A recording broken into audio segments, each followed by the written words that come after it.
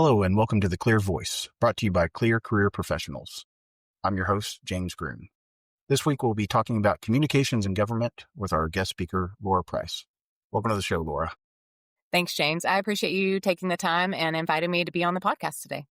Well, the pleasure is all ours. Thank you for coming on and sharing some of your expertise. Can you tell the audience a little bit about yourself and your leadership journey? How'd you get to where you are? Yes, I like to laugh about my leadership journey. As many of us, we put ourselves out there, and then sometimes that gets us in positions and in situations that we never saw ourselves in the first place.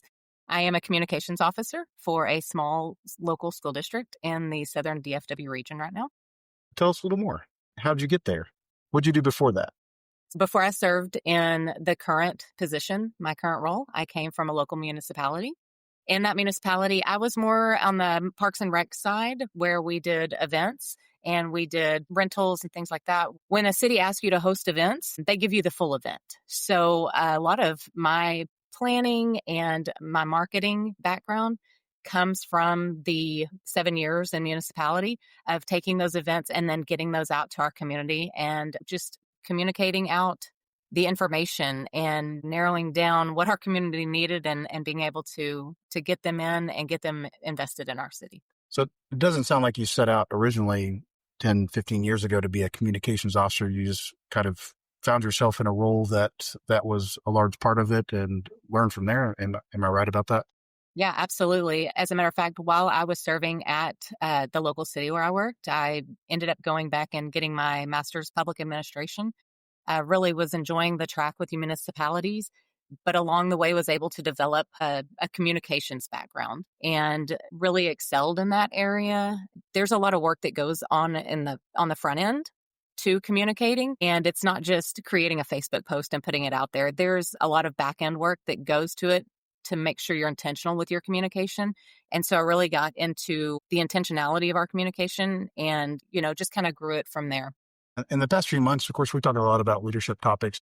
Internal communication with staff and with stakeholders has been kind of a ever-present trend or ever-present topic that comes up in all of our podcasts. When we're talking about the communications you're talking about is going out to the public and providing some information about what your organization is doing and keeping people informed. Why is that important? I mean, I know internal communication is important, but why is it important to connect with those stakeholders? Yeah, absolutely. You talked a little bit about internal communication, but we'll focus on that external communication right now because I feel like that's where so many of our organizations, our municipalities do struggle a little bit because many times we don't have the resources, we don't have the personnel to attack that head on. But why communication matters to our outside stakeholders is, I think the biggest reason is it builds that trust between the organization and those that it serves. So if we are building that trust and building that pride in our brand, essentially, because even though we are municipalities, it's a brand. Our municipality is a brand and people see a municipality as such. And so we want to build that trust and build that pride in your municipal brand with our outside stakeholders. It also does wonders for your transparency. People these days, we're such a digital society that when they can see you, when they can feel that online presence, that digital presence, it brings about the feeling of transparency. If you are not afraid to put yourself out there and go, hey, this is our communication. It may not be perfect. It may not be, the top-notch communication. But again, we're working with our limited personnel and our limited resources. But we know that this is important and we want to put ourselves out there so we can be transparent to our outside stakeholders. And then I think one of the most important things it does is it combats misinformation. If you don't tell your story, someone else will tell it. The minute you don't tell your story, you lose control of that narrative and then people will fill in the gaps for you. So if you're allowing outside stakeholders to fill in the gaps, one, they don't know everything that happened. So owning that up front, being timely with your communication will severely cut down. It will mitigate those issues of misinformation being spread. When you're on that front end of the communication, it allows you to go, you know what? Here's the communication that we have right now. Here's what we know right now. There may be more to follow, but we want to let you know we're aware of this and we will continue to update you. It just, that transparency, that trust, that combating of misinformation, that is why having someone do communications, intentional communications is such a big deal for every organization. Building that community trust is such a big deal. Coming from the police world, we get blamed for something that happened 5 or 6 states away and that was caught on video, and by a department that doesn't run the same policies, doesn't have the same training, doesn't have the same standards, but we still get looked at when that makes the news. The best advice when some of these events have happened that I've gotten from other police chiefs is that you're working full time to build the trust in the community however you can, so that when one of these bad things happens in your community, you get a little bit of a pause, so the community knows that you're going to take care of it, you're going to provide them information as you can, and they're not going to take to the streets immediately. It just gives you time to handle the situation. That's the best you can hope for.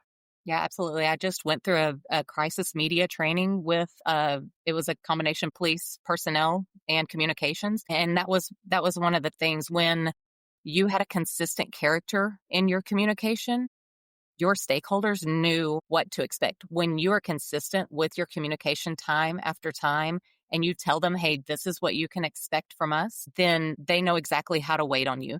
They know, hey, when this situation happened last time, this is how they responded. Then again, the same time that situation happened, you responded in the same consistent manner. It just allows your stakeholders to know we can wait for this because we know that they respond. We know that they're going to be there. They're going to fill us in with the information they can give us at the time. It may not be full information. A lot of times we can't give everything that you know, but you can say, this is what we know at the time. This is what we can speak to. And it just, again, builds that character, that bond and that trust. Yeah, it's so important. We work with a lot of small governments, municipalities, and school districts that maybe they're lucky enough to have a full-time communications officer like yourself. A lot of them don't.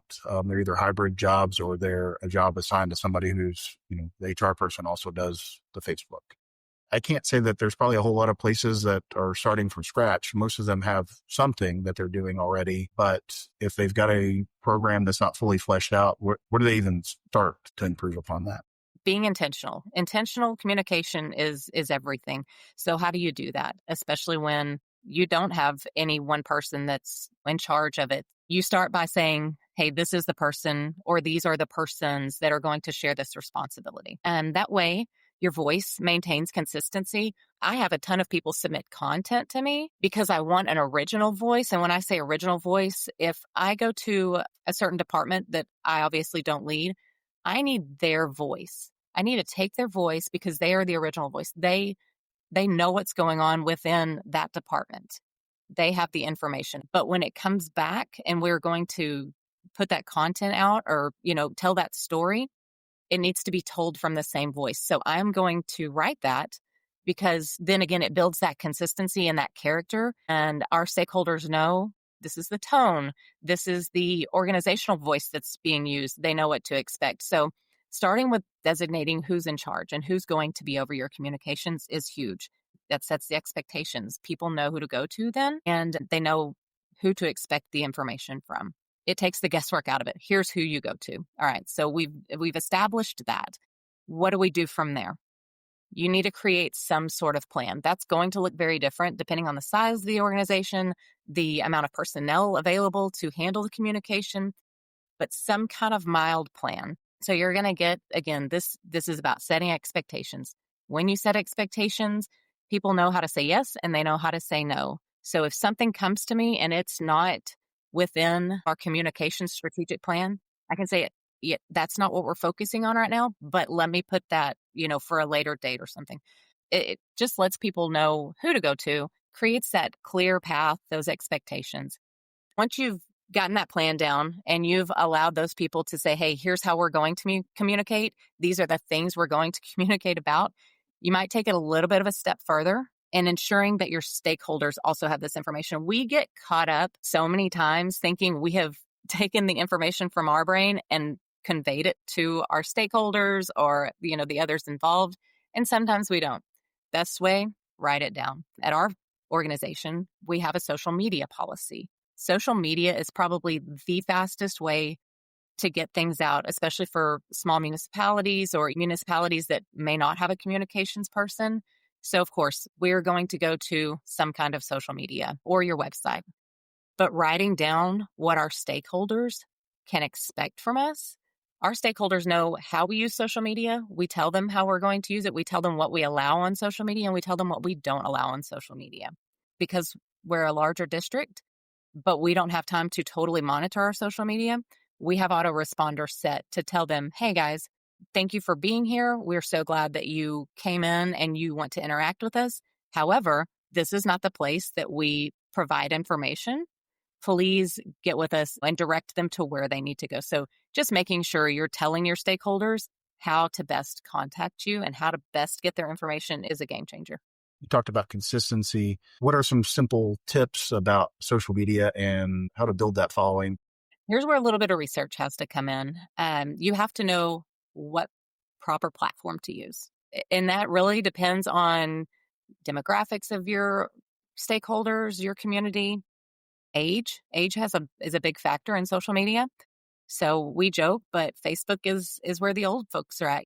40s-ish and up, you're definitely, if you know your community is 40 and up, you're going to be on Facebook. That's where you're going to put your information.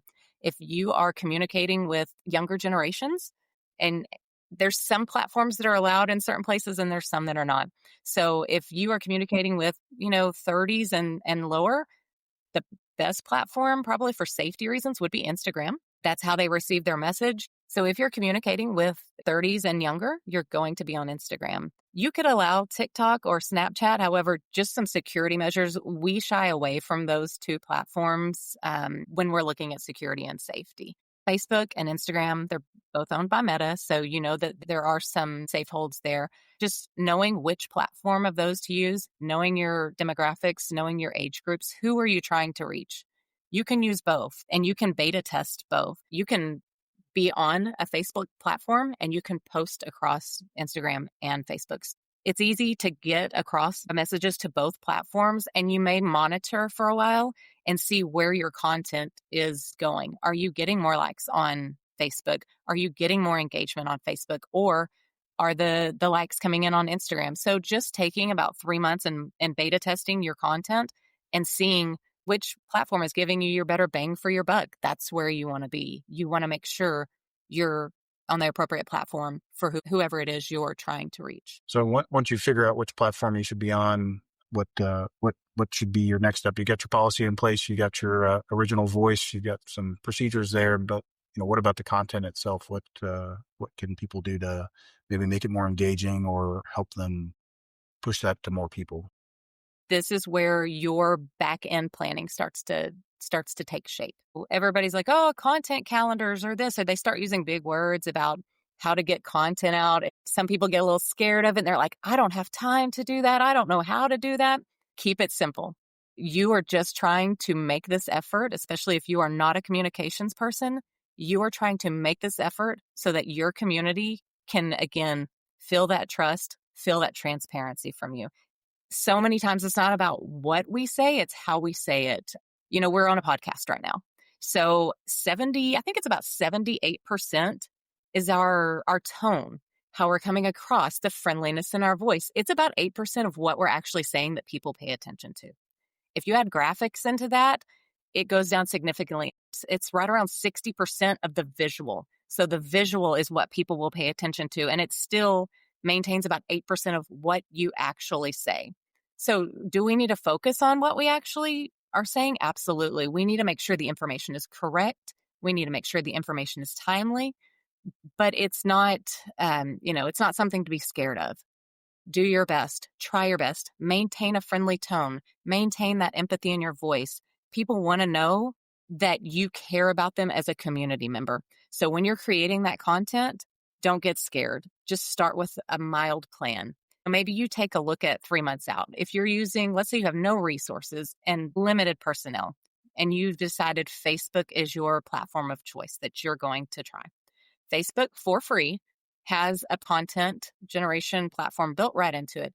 You can go out approximately, I think it's 3 months, and you can start crafting content and you can start scheduling that content. So I would say if you're just starting out, try 3 weeks. Go, hey, we want to post at least 3 times a week. Start there. We want to do 3 times a week and we want to talk about this, or we have these events coming up. So we're making sure that on our calendar, we're looking at what we have coming up. We're looking at what our community has said that they need to see more of.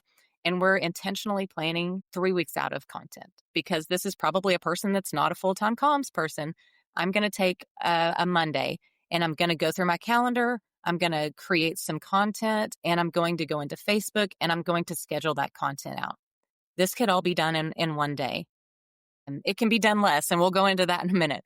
But this could all be done in one day, and then that person is freed up to maintain their actual job for the rest of the week. A few weeks ago, I know you had a colleague of mine on, and she went in depth about AI, which is a wonderful new tool. Don't be scared of it. I'm an elder. I'm not a millennial. I'm just slightly out of that millennial category. But, sometimes as, what are we, Gen X? We get a little scared of some stuff. AI is your absolute best friend, okay? If you are not a comms person at all, you can teach AI to make you sound like a comms person. You can prompt AI, and we're talking even the free ChatGPT. Guys, I know we are all working with limited resources, but free ChatGPT works miracles, okay? Again, it's not what you're saying, it's that you're saying it and that you're caring enough to get that content out to your community. So go explore AI. Type in, what are some good prompts that I could use if I were a communications person trying to get messages out to a local municipality? Get real simple with your prompts. AI will, at least, if nothing, it is a research assistant.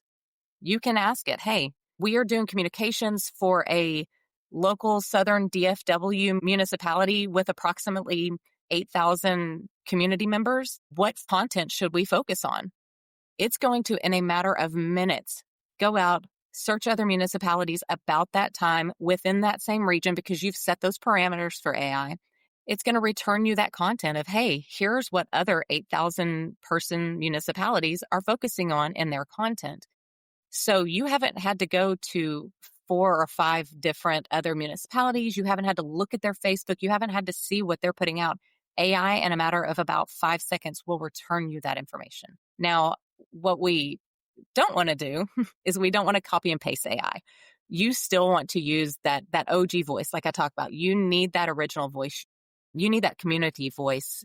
So here's what you don't want to do with AI. You don't want to copy and paste. Your voice needs to be that original voice. Your voice needs to be the one that your community expects, not what 5 communities over expects to hear out of their communications person. It's going to be very different. 5 towns over may have an extremely different demographic than your town. You want to make sure you use AI to do your research for you. You can even tell AI to set you a posting calendar. It will return you in an Excel spreadsheet a posting calendar, and then you can fill in the rest. It will do that work for you. Don't be scared of it. Don't shy away from it, but do use it appropriately. Make sure you're not copying and pasting. I have a lot of content submitted to me, and I can immediately tell when they have copy and pasted AI. First off, AI loves some little emoticons or emojis, whatever you want to call them. Please don't send me something with an emoji on it. I know immediately it's AI. Take that and rewrite it a little bit. Create it in your own voice. Use it for writer's block.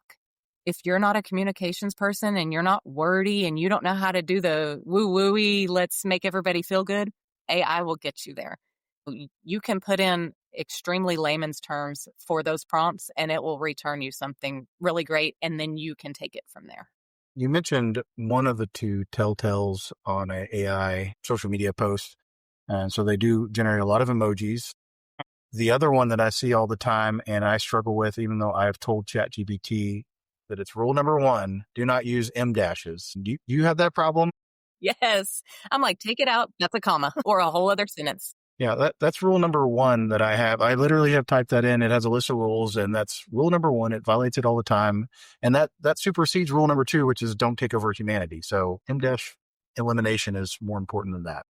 Yeah, absolutely. AI is it is a great tool. I have to use it all the time, and I usually type in what I'm trying to get across in my own words. Sometimes it's only changing a couple words. Sometimes it completely rewrites everything. Of course, you do have to look at it. You have to make sure it's still getting across what you want to get across more eloquently. But yeah, I definitely agree. AI makes it so much easier. Facebook's got that built in, and sometimes you can just hit that and it'll give you a better result. You have to leave the program. you can use it to redo your thoughts. So I will type something in my own voice, which even though I am a comms person, some days I am just not in the right brain to make proper sentences for whatever reason. So I'll write out, this entire post, whatever it is that I'm having to put out, press release even. If I'm having to put out a press release, I will type out everything I need it to say, and then I will copy that and say, hey, ChatGPT, polish this statement up. And it will return, of course, always go back over, but it is definitely a resource. There are a lot of resources available to us right now. And many times those are free. If you're new or you're not a comms person, you might get freaked out about graphics. Graphics is another thing. We want pleasing, visually stimulating graphics to go out. And if you have never been on Canva, get on Canva. It is a free platform. If you have no idea about graphic design, you can go in and search thousands and thousands of templates. They are made for you. They are ready to update. They're ready to make your own. If you want to go a step further or you want to look at the pro account or updating that account, you're able to put your branding in. So we have a branding kit that keeps us consistent with our colors, with our logos, with everything across the board. Well, now it's built in and I can immediately change any color on those templates to match what it is that I need to go across to our community, to our stakeholders. That's what they have been accustomed to see from us. They know that they better see our brand colors on just about everything that goes across. For us, translation is a huge issue. We have a very large demographic of native Spanish speakers. And when that's a majority, you need to make sure that you are communicating in a language that people are understanding. When you do that, you're, again, building that transparency and building that trust of, hey, we understand that our community is a 67% Hispanic demographic, and we understand that you need to see this in a language that is easy to read for you. So it's just taking a small step to ensure that everyone within your community is properly communicated with in the verbiage and with something that's easy for them to read. There are free tools, tons of free tools for translation. Within Canva, within that platform, there is a translation app. So you can create your graphic in whatever language it is that you speak. Mine's obviously English right now.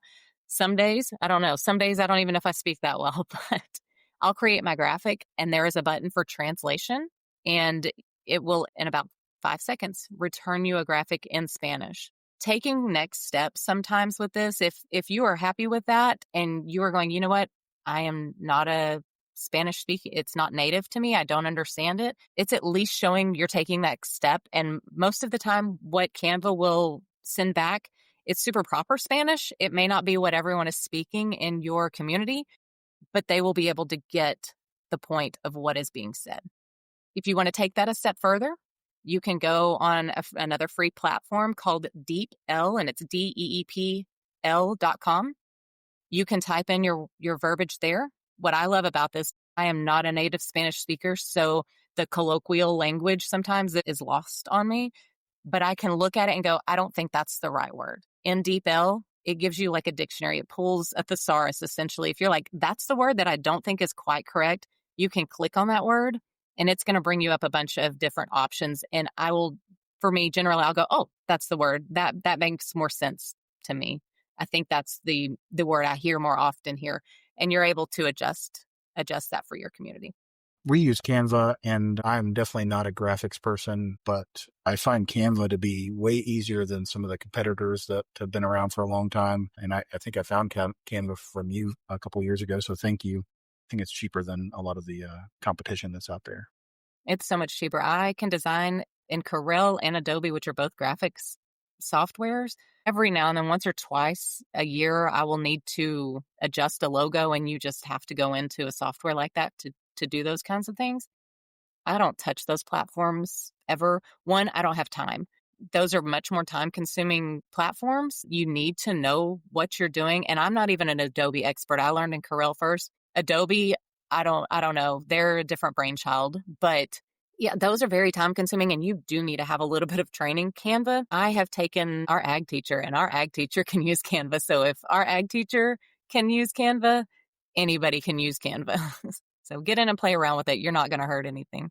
And it's all web-based, so, you don't even have to install anything, and it's quick up and running and has great file management. It's easy to go in, and I change graphics quite frequently. I use the same base graphic for some things, and when I post clips and things like that, I'll add different things to it. We talked about content, creating that content. Canva will also allow people, let's say you have several people helping you with your content creation. You can share. It's an easy sharing platform. And so if maybe the person who's over communications, or you've decided is going to be over communications, doesn't have time to sit and do the graphics, but maybe someone in maybe an administrative role does, they can share that. And that, taking that middleman communication pretty much out of the way. Like, let's say your admin created something, they share it right on over with the person who's going to post, and they can both adjust it from there. So it just really makes it seamless and simple for you. You talked a little bit earlier about managing, people submitting content to you for posting. Obviously, you can do that in a very manual way. There's some other tools that are out there that can help you.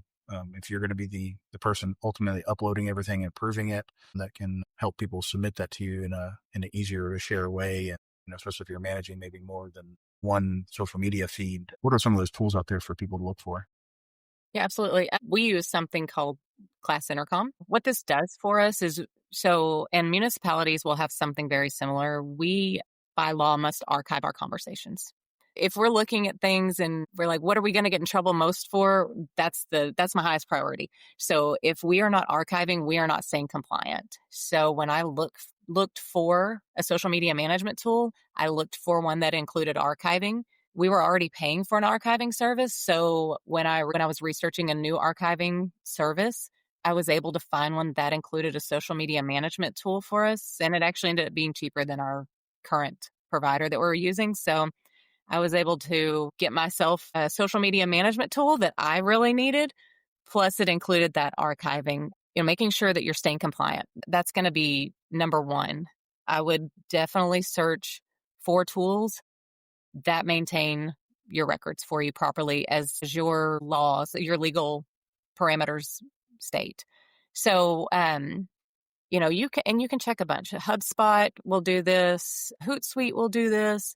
Again, I go with Class Intercom, but all of these platforms, they allow you to do is have that outside submission capability. I work with I have 5 student interns who come in and they help me. I can task them within the platform. I can tell them, hey, this is what I need. We can set submission dates. I can set due dates for everything because we are a little bit larger and we do have a singular focus on communications for our district.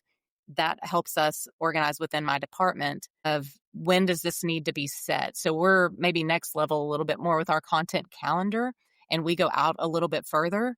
We also manage every department that's there. I don't know if I didn't have a social media management platform, I don't know that I could handle all of that. So I would say if you're going to start managing content for more than either 2 channels or 2 departments or something like that, once you hit 3, it's really going to start being a task as a single person department to do that on your own.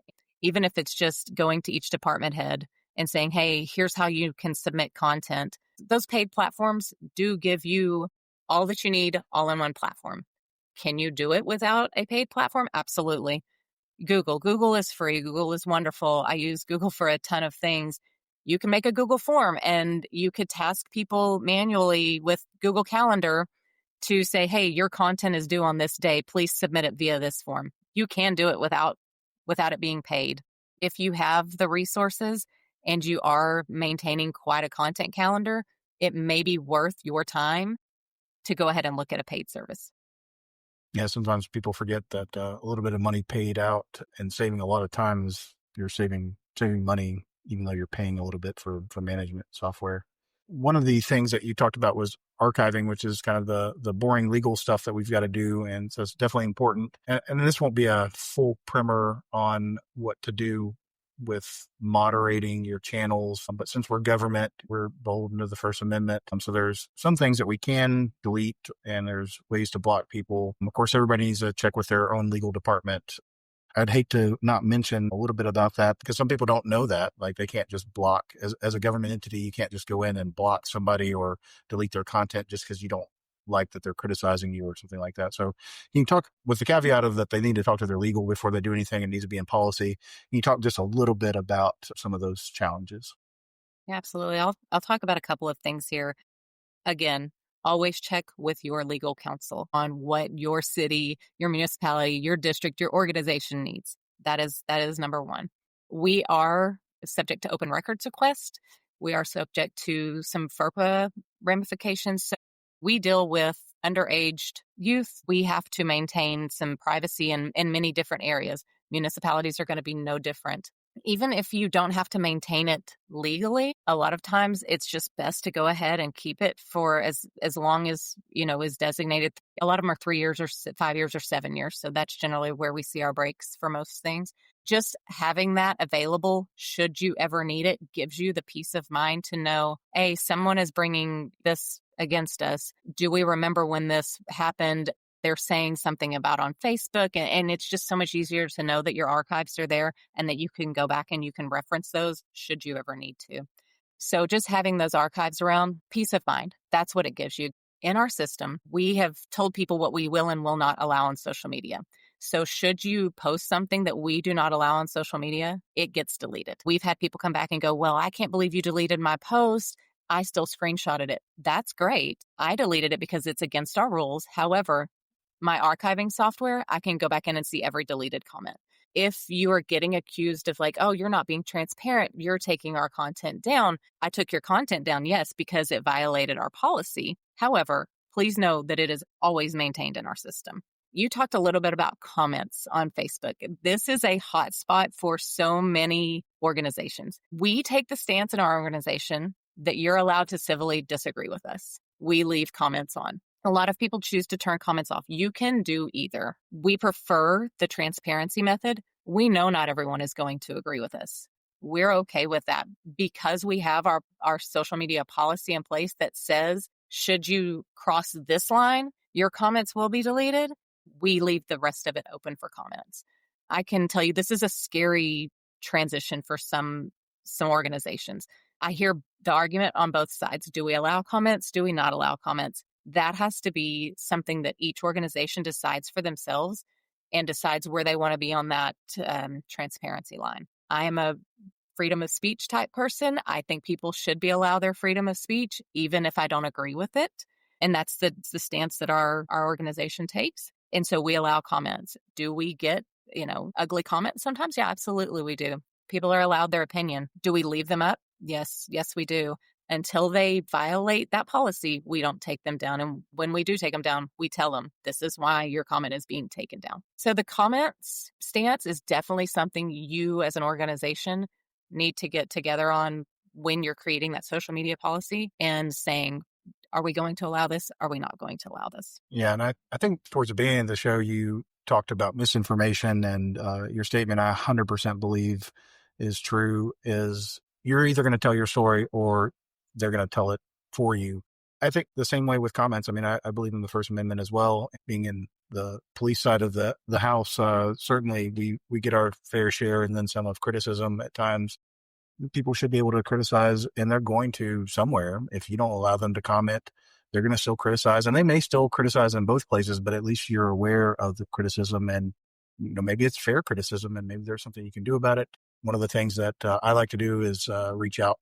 I don't try to respond to negative comments like publicly, but I may reach out privately and go, hey, that's not the experience we want people to have. Can you call me and we can talk about it, or, we can take a look at it or whatnot, instead of hashing it out in the comments, trying to make that connection with somebody if they want to. I mean, sometimes they don't respond because they're just mad and they just want to say whatever. But I think that gives you a tool to, discover things that shouldn't be happening in and around your organization anyway.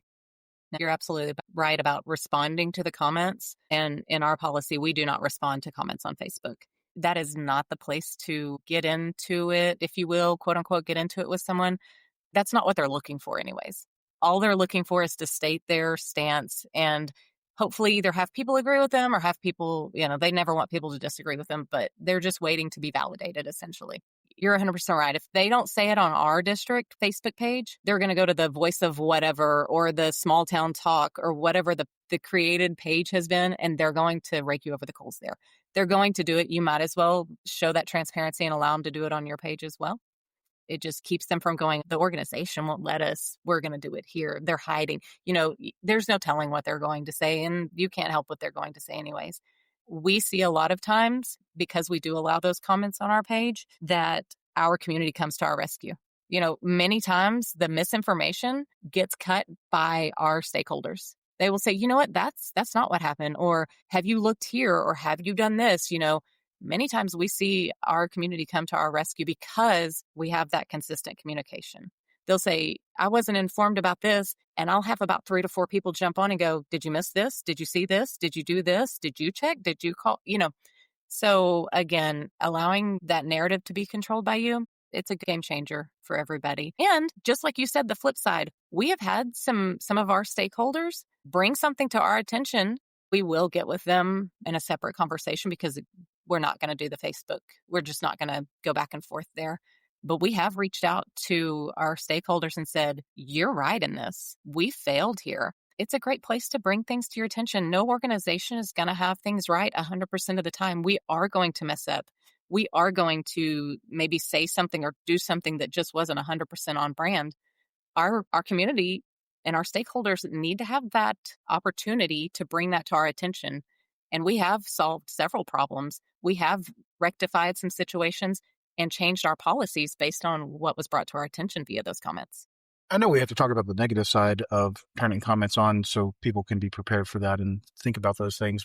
From my experience, looking at the social pages that I run for our organization or help manage for our organization, and even looking at yours, I would say, and correct me if I'm wrong, that I don't know that it's any less than 90% positive. It may be 95% positive. If you're getting 95% positive response, you're doing okay. That's a pretty good assessment. We have a following, I think, of 3,400 people on our main page. We might have 3 of those people. At most ever in one instance, we'll have 10 people making a negative comment. That's not even enough to strike our radar of going, oh yeah, we need to take the comments down. Less than 1%, we just can't pay attention to. We won't pay attention to. They can have their opinion. Maybe they're justified in that opinion. Maybe they're not. But that's not for us to say. Our job is to use that platform to inform. And as long as we aren't seeing something upwards of like 30 to 50% negative comments, if we're seeing that many negative comments, yeah, absolutely, we need to take a look at something we're doing. We are going to still give clout to the 10 people because you know what? One person may be right. One person is going to have some great ideas potentially, and they may see something from a different light than we do intra-organizationally. So we do look at our comments. They're not consistently monitored, but we give, stake to, hey, we're not perfect. You know what? You may have said something that we need to take a look at, but we're not going to allow 10 people and a 3,400 person following to direct our comments and what we're doing. Yeah. And of course, there's a lot of negative on social media, but I know just the other day I saw a post and somebody said that they were driving down a particular road in town. They saw a bunch of police and fire at a certain house. They didn't know what was going on. We see those posts all the time. And literally there were 10 posts under there. Nobody knew what was going on, but all those people were praying for the people that were there or for the first responders. I would say if you're listening to this and that's not the kind of community that you're working in, both of our organizations are hiring, so you can come work with us and have a positive community experience. Definitely. Yeah. I see it all the time, especially, in the community that you're in. We have great people. We have great community. We have great stakeholders. What you have to remember is sometimes there's bots. There's things called bots. Sometimes these comments are coming from bots. They're not even a real person. And if they are, maybe that person's having a bad day. But 9 times out of 10, our community comes through with positivity, with affirmation, with just great things, just to make those things stronger. I mean, we're just making it stronger. Yeah, having the 1s and the 2s, you're going to have that no matter what the situation is in your life. Take Facebook out of it. I'm going to have a bad day every now and then, but I can allow that little small percentage of something to control the good that does come out of something else. We're running long on time, and I think we could talk about social media forever. We probably have to have part two at some point in time. But before we wrap up, I know just starting this podcast has been a very humbling experience because you start from nothing. I think the only way that I've seen people be successful in getting messaging out is just being consistent and continue doing it. What other tips could you give to somebody if their elected official says, hey, we've got this Facebook page, but we don't do anything with it. We've got 100 followers and we want to connect more with our 3,000 to 5,000 community members out here. What advice do you have for those folks? Well, imperfect action is always better than no action at all. You get on there and you do your first step. You make that first post. It does take some action. It does take a keyboard, and it does take you typing in that keyboard. Even if you just start with the events that are happening within your community. Sometimes facts are easier to put out. Well, we know we're having this event. We all know Halloween's coming up, right? A lot of municipalities host some type of Halloween or fall festival, something like that. Well, there's our first post. We're going to take that step. We're going to communicate out to our stakeholders that this is what's coming up next. Even if you said we're going to just focus on that one thing for the next 3 months, just to see what kind of engagement we get the information out there. Tell your community what's coming up. We're not asking someone to create an entire newsletter and have all the activities and bringing in tons of information at the very beginning. Start with one thing. Start with one little subset of those things. Events may be the best place to start. It's all facts. We're having the fall festival. It's at this place. It's from this time to this time. This is what we will have at the fall festival. Here's how much, if anything, sometimes it costs, sometimes it doesn't.